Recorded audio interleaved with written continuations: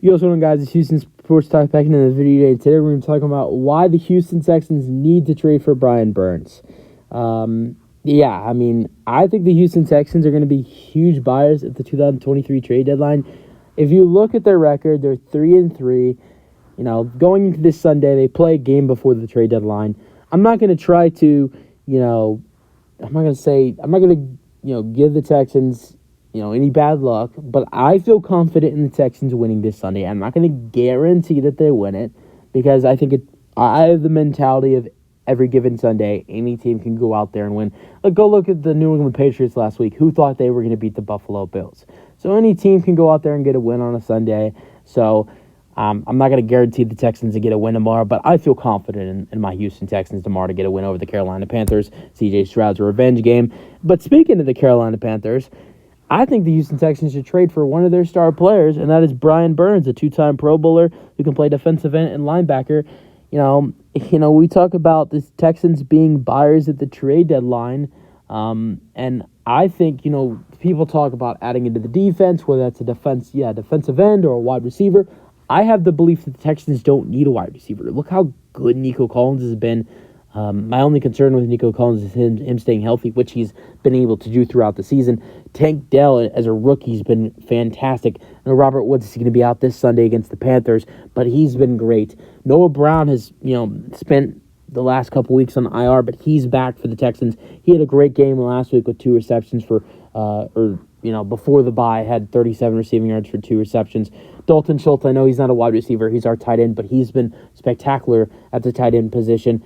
So I really don't see any need for the wide receiver position right now. There's no need to waste your draft picks to get a wide receiver with how much talent the Texans have at the wide receiver position right now. Sure, they don't have a true wide receiver number 1, even though Nico's been fantastic. But, there is a chance the Texans could draft the wide receiver in the first round next year. The Texans do have the Browns' first-round pick in the 2024 NFL draft. So I'm just saying that's where the Texans can get there. That's where the Texans can get a wide receiver is in the draft. I mean, when you have the first round pick from the Browns, you don't need to get a wide receiver now and waste your draft picks. But for Brian Burns, I think he'll add a lot to the defense. I don't mind the Texans using draft picks to get a defensive end. I mean, like a guy like Brian Burns or Chase Young or the guy from the Vikings. I can't remember his name.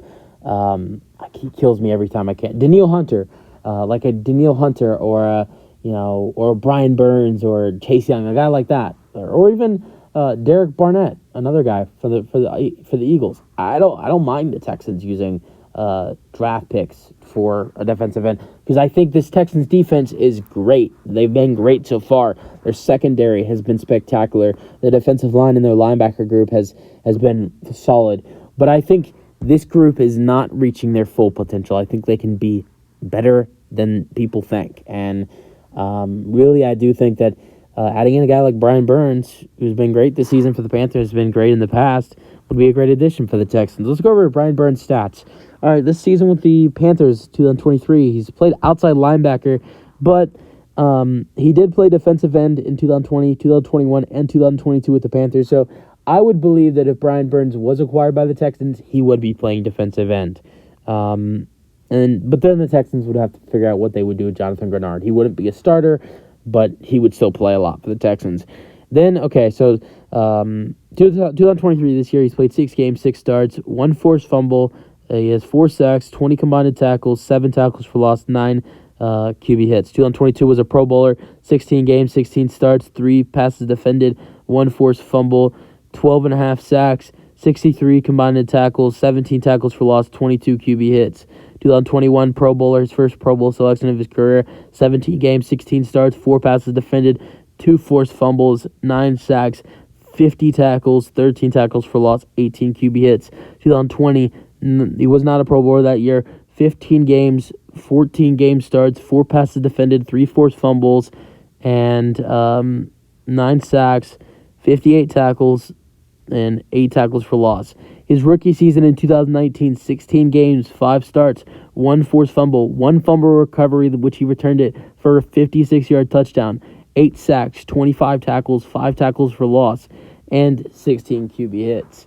So he's been effective ever since he got to the Carolina Panthers in 2019. I think he'd be a tremendous addition for the Texans, whether he's playing outside linebacker or defensive end.